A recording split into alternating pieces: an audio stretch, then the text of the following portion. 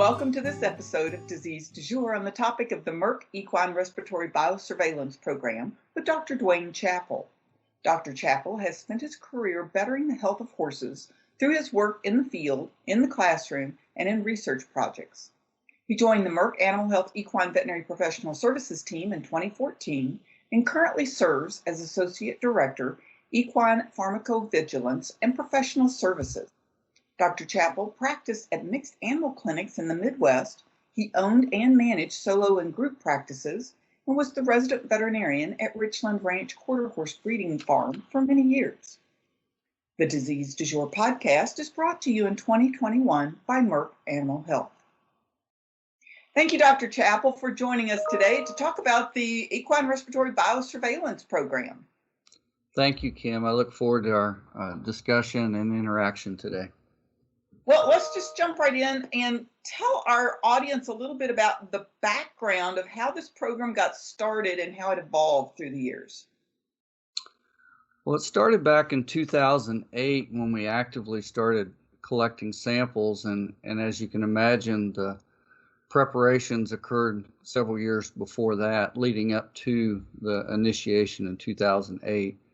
Merck Animal Health has a great collaborative situation with the University of California, Davis Veterinary School, and specifically with the PCR laboratory that is overseen by Dr. Nicola Pasterla.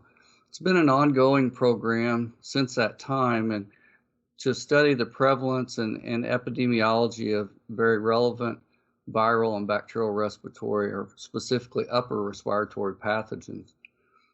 Currently, we have about 300 veterinary clinics nationwide enrolled in the program, and we're approaching a milestone of 10,000 samples that will probably hit sometime later this month or early in May. They've been samples received from, as you can imagine, various ages, genders, breeds, and they meet the qualifying requirements to be entered into the program. It is a value-added service to our customers that use the Merck Animal Health vaccine line, but the submissions for this study are not restricted to only horses vaccinated with Merck products, but actually are receive samples from horses that are cared for in many different ways, and some have no vaccine background. But as you can imagine, the clinics that participate provide care for a lot of different scenarios of boarding facilities, training facilities, breeding farms, where they might not be the only one interacting in the care of those animals. Yeah, and so why did you all start it? What are the goals of this program? So the goals of this program are really fourfold and have been the pillars of the program from the very beginning. The first one would be to provide that participating veterinarian with a valuable diagnostic tool that helps them to identify and accurately diagnose and treat and manage that respiratory disease that they're encountering. The second goal is to provide the equine industry with a better understanding of prevalence and epidemiology of the common upper respiratory pathogens. Thirdly, to identify and monitor the current circulating strains that are occurring in our major equine respiratory pathogens. And then finally, to evaluate the efficacy of current vaccination protocols. Well, and so what samples are you all taking? What diseases are you looking for in this program? Well, we look at the primary upper respiratory diseases of equine herpes virus type 1 and 4, equine influenza virus, Streptococcus equi subspecies equi, or as we would all refer to as strangles, equine rhinitis A and equine rhinitis B virus, and those were added to the panel in 2012. And then finally, we continue to survey samples that are submitted for equine herpes virus type 2 and 5, but currently do not report those results, as they seem to be almost confusing at times how they may interact with a case and how we piece them all into what's going on. So if veterinarians are interested in this program, what are the requirements to submit a sample? So obviously the first would be that your clinic's approved to participate in the program. And with that approval comes a specific submission form that allows us to collect information, whether it be about the veterinary clinic, the horse, the vaccination history, was there recent travel involved or exposure of how many animals that were involved. And then in addition to that, there is some minimum qualification, which would be a temperature of at least 101.5 at the time of sample collection. And also one of the following clinical signs would need to be present, which would be either nasal discharge, cough, depression or lethargy, and or central nervous system signs. This submission form is completed and is really, really important that all the lines can be filled in, if you will, when we go back to do retrospective studies. Leaving things blank leaves a lot of unanswered questions that we can't provide information for. And then also these samples are submitted for what we would call sentinel cases, or kind of the first case, if you will, of an outbreak. It's not set up to be a screening tool where you can go in and test 10 animals in a barn. It's set up to identify a couple early disease individuals and then help and assist in trying to identify what's going on. And the veterinarians that are involved in the program, what kind of samples are they submitting?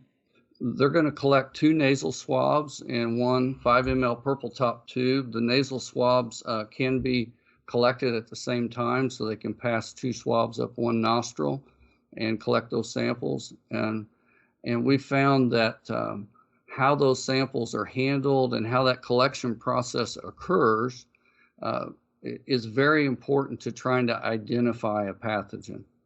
So do you have some tips about sample collection and handling that could help veterinarians give a good sample that can help identify what's going on? We do. And, we touched on this in one of our newsletters a few years back, because we reached out to the technician that primarily oversees the PCR lab, Samantha, and she had some real helpful tips. And so we'll pass these on, because I think whether we're talking about sample submission to our program or just in general of respiratory samples, I think it can be helpful. The first one is we kind of treat this like anything else that we were going to collect a sample on. We need to clean the area. So just wiping out the nasal opening, removing organic debris can be extremely helpful in collecting a clean sample, but also helpful when the lab receives a sample to not have that negative interaction from things other than what we're looking for in the nasal swab sample. The other things that have been noted is, one, to use a plastic shaft swab or a synthetic swab to collect these samples.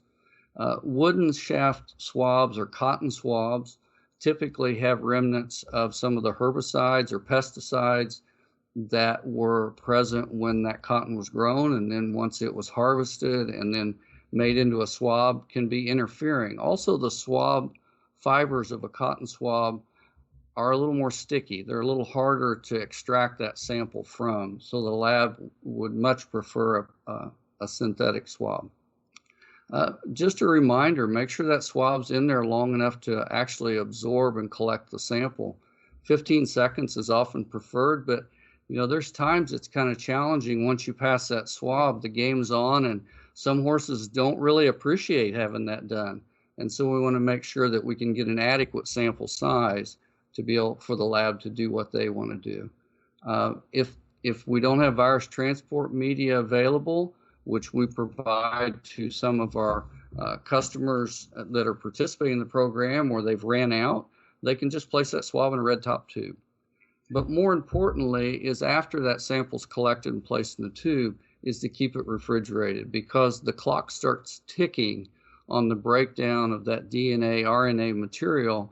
And if it's warm, it just accelerates that time where it breaks down. So keep the sample cold. And similarly with the purple top tube, keep it cold. And then through the shipping process, make sure we include ice packs on that sample. And then finally, in our particular study, we don't want samples shipped on Fridays. And the reason being, there's no one there on Saturday to process that sample. So now that sample is going to go through a time period where it could get warm and then kind of defeat all of our efforts up to that point of good sample care. And finally, we collect samples from a febrile horse because we have found that the likelihood of identifying that causative pathogen is a lot higher than an afebrile horse that maybe has either been ill for a long time and already went through the disease process, and or is very early and at this point is not febrile and likely would not recover a pathogen. Well, those are great tips for sample collection, whether they're sending them into the biosurveillance program or not. So tell us a little, when you're talking about shipping the samples in and the lab, where are the samples processed? So the samples are shipped with an overnight shipping label. So we want to make sure those samples move from the point of collection, the veterinary clinic, to that lab in as expedient a fashion as we can. So we provide that overnight label to get those to the PCR lab at University of California, Davis. And that partnership there with Dr. Pasterla and his laboratory team have been amazing and have actually been a very, very vital component to the success of this program. They receive these samples the next day after you collect them, and in most cases that afternoon, that next day, you're going to have results. So the turnaround time's quick, and that's really important when we're trying to manage these cases in the early situation. So veterinarians that send in samples is shipped overnight. What should the veterinarian expect back? As we just discussed, a quick, timely result, and it's going to be accurate. They run a tremendous ongoing control system with each sample, so we know that the information that's provided is accurate to what's going on. It allows that veterinarian the opportunity to have some early intervention and treatment, and also allows that veterinarian, when they look back after the situation, to evaluate, okay, was my vaccine program working well, or maybe it wasn't that particular clinic's program, but it was somebody else's, and maybe they need to find out a little more information on what's been done in the past, and help them to identify either different management changes that need to occur, or maybe different biosecurity planning that needs to take place so that in the future, when respiratory illness occurs, which we know it will, they're better prepared to handle that. And then finally, don't be, you need to step back at times and say, the vaccine I'm using, be critical. Is it working or not working? And if it's not working, take the steps to make those changes so that the horse is the one that benefits the most out of this. And I know our listeners want to get the information from the data of, what's going on with the program right now, but can you just go back and touch on some key points about the respiratory pathogens in general for us? Absolutely, and I appreciate that opportunity to share that, Kim. We're so often reminded as we look back at the data set, we have the requirements of the need for a febrile situation, a horse with 101.5 or greater fever. We ask for, does the horse have a nasal discharge or a cough? And when you assimilate all that, well, all the samples start looking the same because all the horses have the same presenting signs. But what we're so often reminded is the pathogen that's identified can be quite different. And so even though we have a snotty-nosed horse with a fever that doesn't feel well and is not eating, it does not mean that that's a flu horse, or it does not mean that's herpes virus 4. And until we take the next steps to actually collect that swab, send that sample in, and get that laboratory information, we really are treating in general ways that long-term is probably not going to be the best management, not only that individual case, but the other horses that are impacted. So as we look at the pathogens in this program, the big reminder on herpes virus 1 and 4 is these pathogens have in their, if you will, toolbox, the ability to become latent. And they also have the ability to recrudesce or become reactivated later on through periods of stress. And that in itself makes that particular organism so challenging when we talk about vaccination programs, when we talk about management and control or biosecurity. And periods of stress might be simple things like weaning, or it might be hauling the horse from point A to point B, whether it's to a clinic for a referral exam or whether it's to a show experience. Pregnancy in itself is a stressful event to that broodmare and can be the inciting stress factor that reinitiates or reactivates a herpes virus 1 situation. And on we can think of many stressful things that would contribute to reactivating those two viruses. If we move on to influenza, as a reminder, the H3N8 is the influenza virus that we're dealing with in the horse world today. And more specifically, the Florida clade 1 is a sublineage of that. And I know if I look back to my veterinary education process and my time in practice, a lot of those specifics, I just call it flu. And in turn, those specifics are important when we start looking at vaccines and differences in products, and we start applying it to what's actually circulating in the industry today, and we pick up a research article to read, we've got to have a little background knowledge of what's actually going on. So when we look at that information, we're going to see things like key immunogenic sites talked about, and we're going to see things like antigen binding and neutralizing antibody locations. And all of that can become quite confusing when we're thinking about, I've got a horse with flu and how am I going to treat it? But we need to assimilate that information to realize that that influenza virus is changing, and it changes on a regular basis, just like it does in humans. And with that, there are changing needs that occur in reference to our vaccine products and how we look at those and how we study those. And so as a reminder, the current circulating strains are not well aligned when we look at genetic testing with what our organizing body, the OIE, would make recommendations to manufacturers for vaccine. And by that, I mean this: the last time they made a recommendation of change was 20 years ago. And that currently, their recommendations are a vaccine that contains an Ohio 03-like strain and a Richmond 07-like clade 2 strain. Well, clade 2s we don't worry much about in the United States because they don't occur here, but clade 1s are the predominant strain that we see. And we're thankful that through this program, we've been able to identify a strain that's much more aligned with what's circulating, and that being the Florida 13 strain that we'll talk about a little later. Let's move on to strep equine, just touch briefly on that. And one of the challenges that we see with sample submission is, oh, that was a surprise. I got strep equine back on this nasal swab.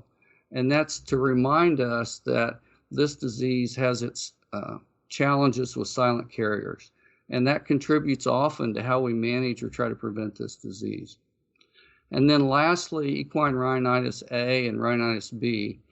And I think this is a place to put a caveat in that of samples been submitted and evaluated since 2012, we find rhinitis A almost never.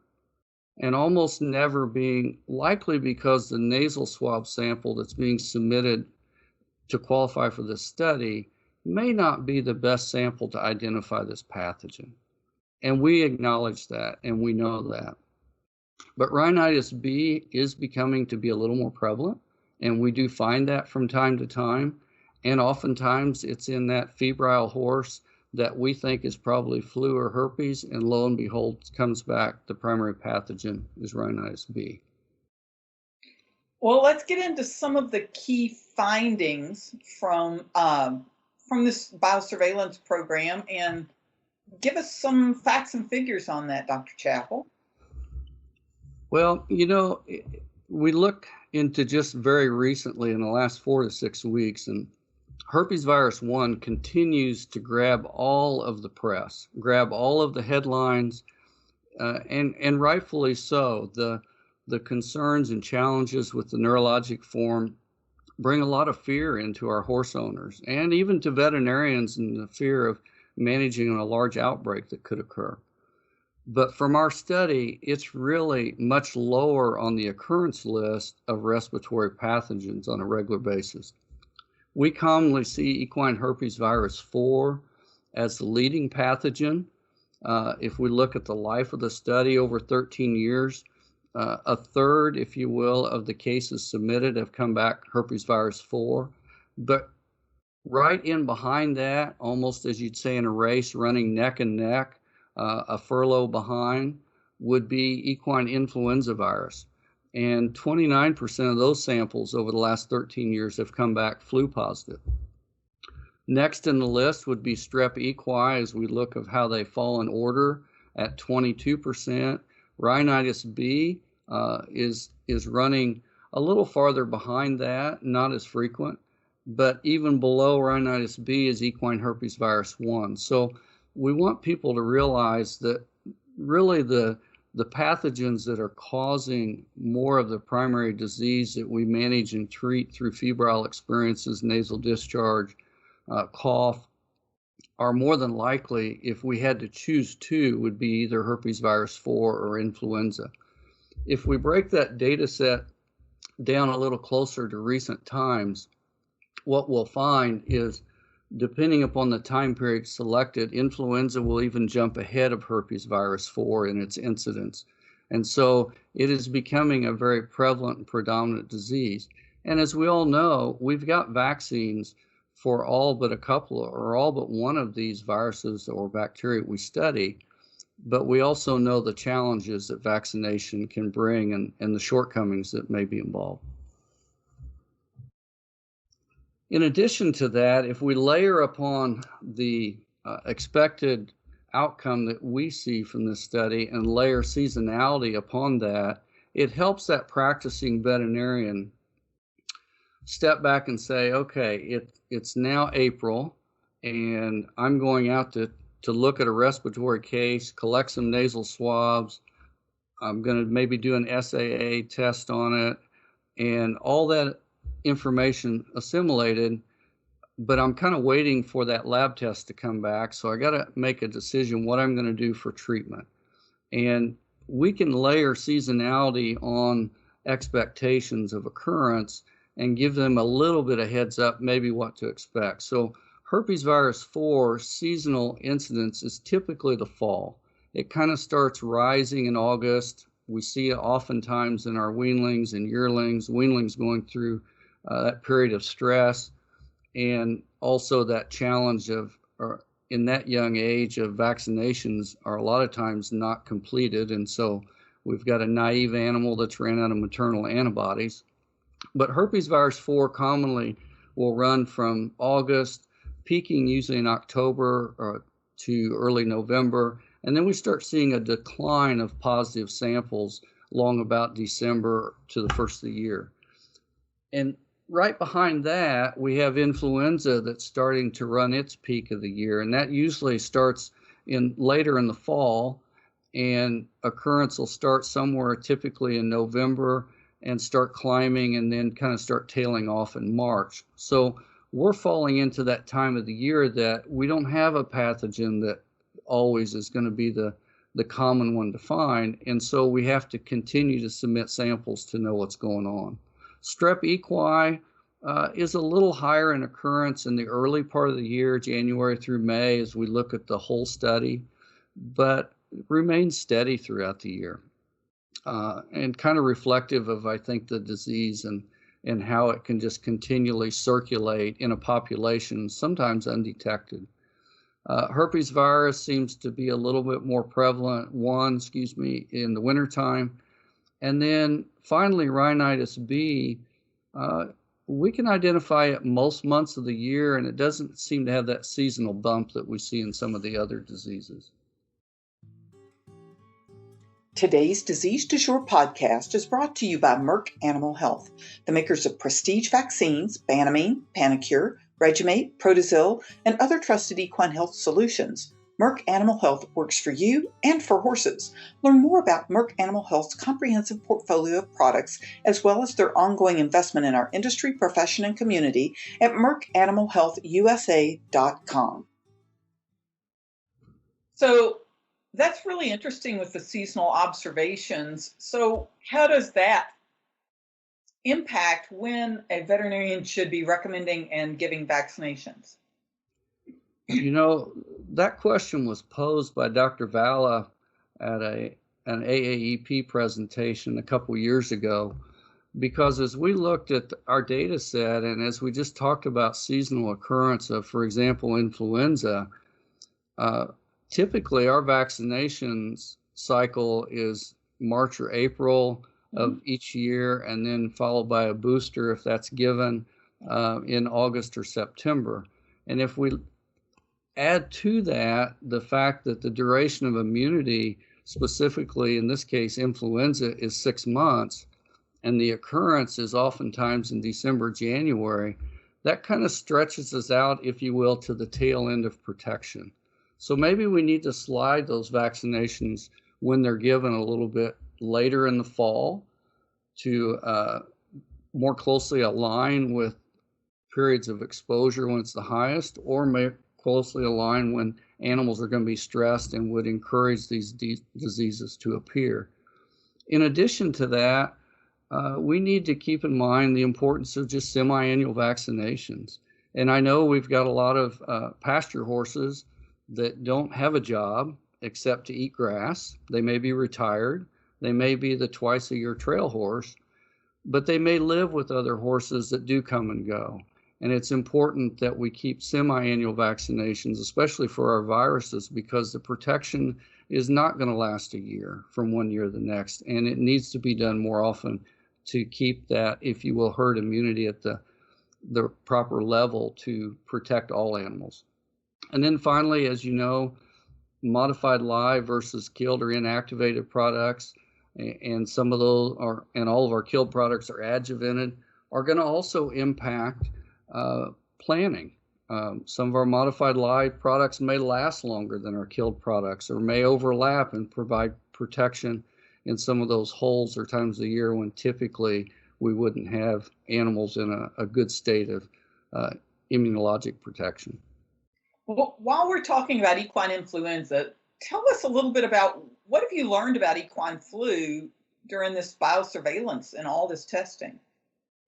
Well, as we mentioned earlier, influenza, as we look at 1 year to the next data sets, it's either going to be the number one or the number two pathogen that we identify. And even in the years it's number two, it's a percentage point or two different from herpes virus 4. So it's very prominent, very easily found, if you will, out there in that equine population. Even for the veterinarians that say, oh, I never see flu cases, was really one of the reasons that this program even started back in 2008, was until we actually swab that horse, we don't know. Well, once that sample is received at the lab and the veterinarian gets the information to find out what's going on and they treat the horse, we as a company continue to look further with that sample to determine how's that, in this case, flu virus changing. And so we do genetic sequencing on a regular basis to evaluate if antigenic drift is occurring. And if antigenic drift is occurring, is our vaccine still aligning well with what's occurring out there in the field?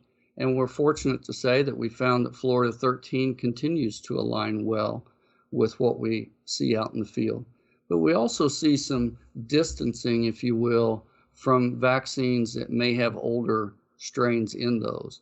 And so we want veterinarians to know, if you're seeing scenarios where vaccines don't seem to be working as well as they used to, we're starting to see some more respiratory cases at a well-vaccinated barn, we want to remind them that we need to first evaluate what's going on, and then two, take that information and be very critical to look at what's occurring and what am I doing to try to prevent it.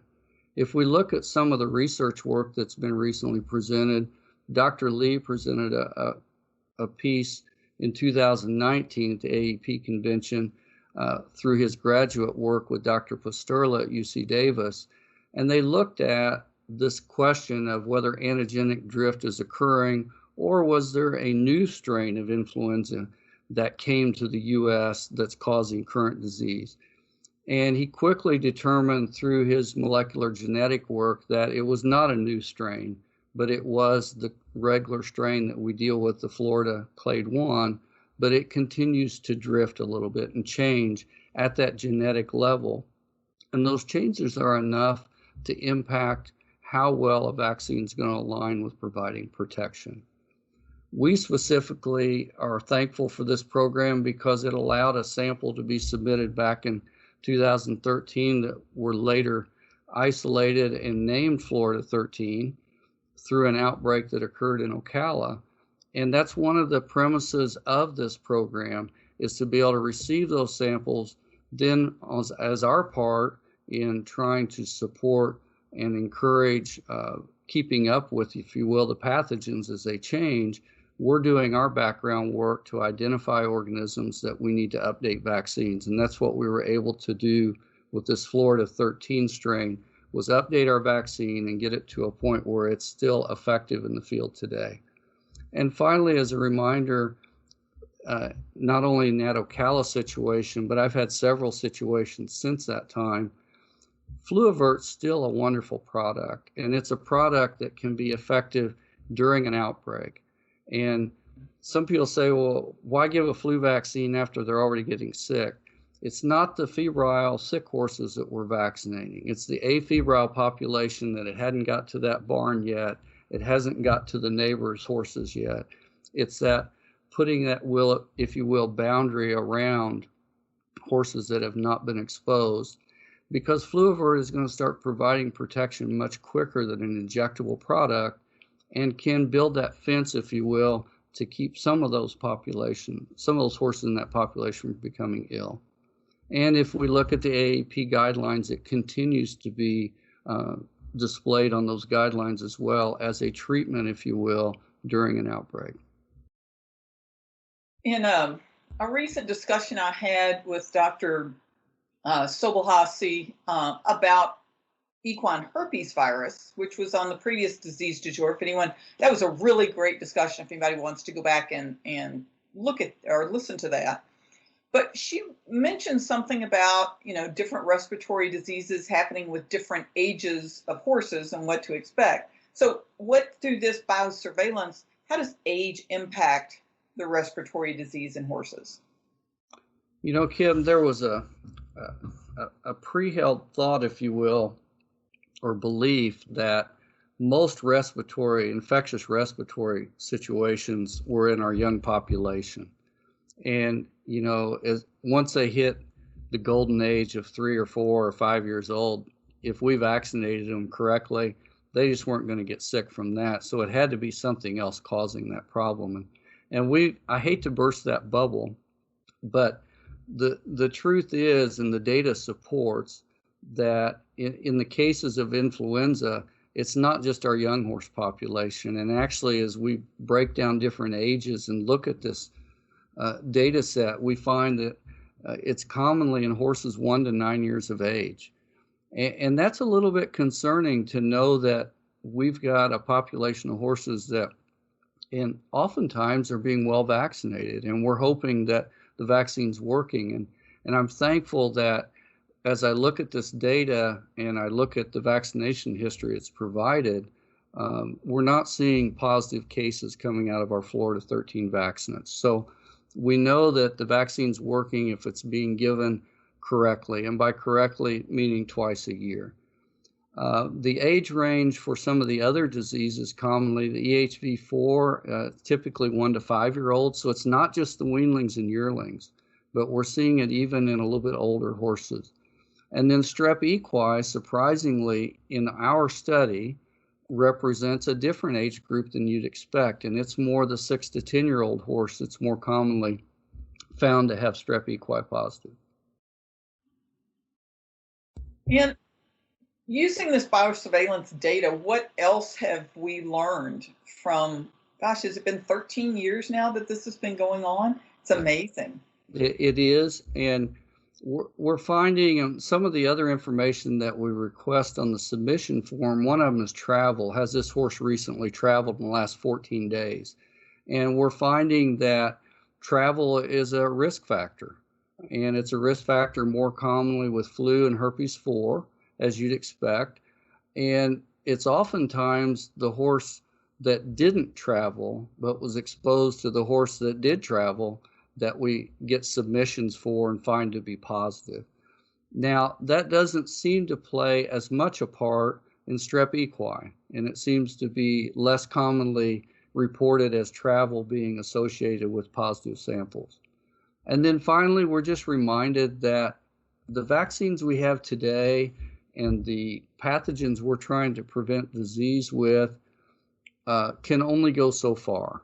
We still need good biosecurity plans. We still need just good daily care in trying to prevent disease spread, and we're often reminded about that.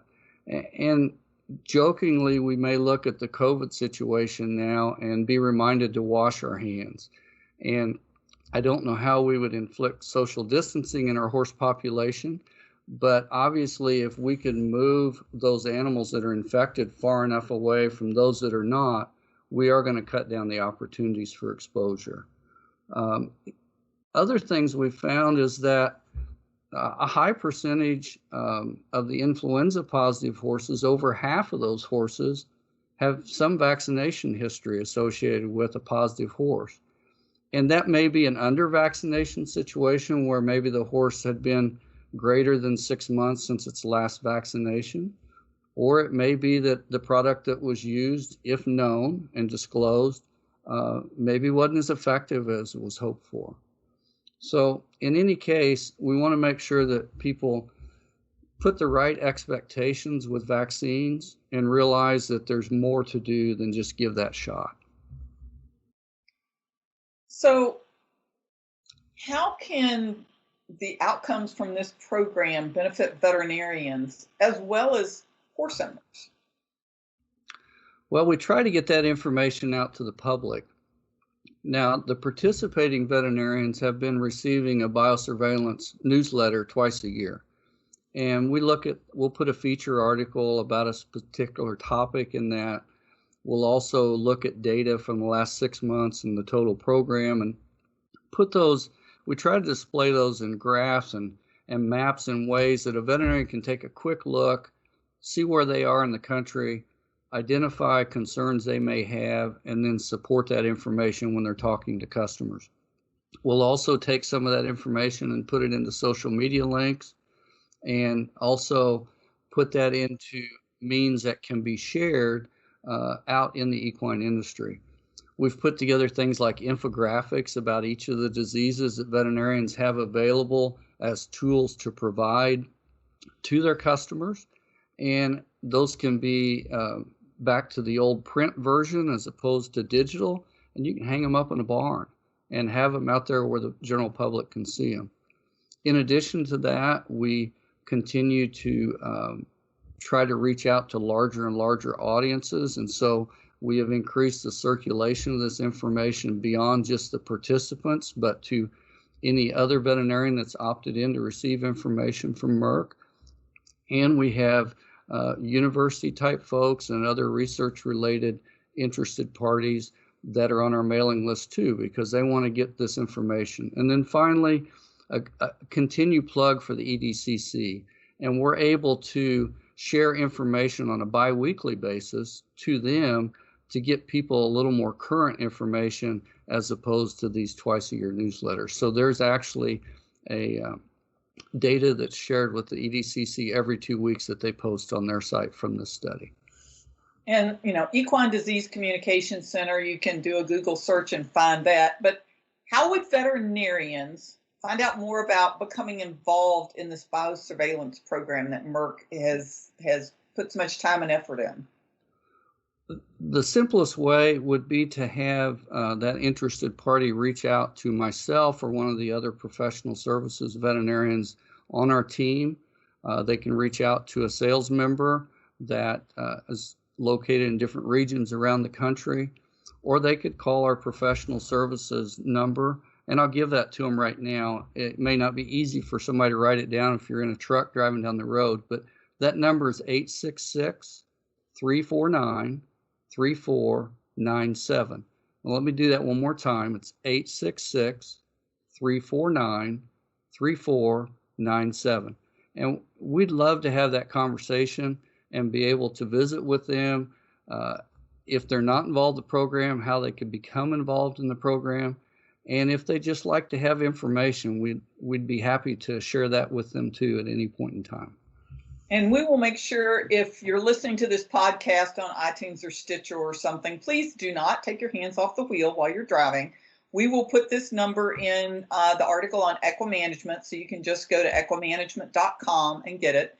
And we also have started doing complete transcripts of this. So if you're the kind of person who likes to read, then you can go read the transcript for the most recent Disease Du Jour podcast. But we encourage you to listen to them. Well, thank you, Dr. Chappell. That was a lot of information, and we really appreciate all that Merck is doing. And we thank our listeners for joining us today on Disease Du Jour. And we ask you to please listen to and rate previous and future episodes. We've had some really good information on these Disease Du Jours, and we've been very fortunate that Merck has been our partner on this for the last 2 years, and have really helped us bring some great information that you can listen to whether you're in your office, your truck, or your treadmill. And if you have any questions or suggestions, you can send me an email to the letter K Brown at equinenetwork.com. Disease Du Jour is a production of the Equine Podcast Network, an entity of the Equine Network, LLC.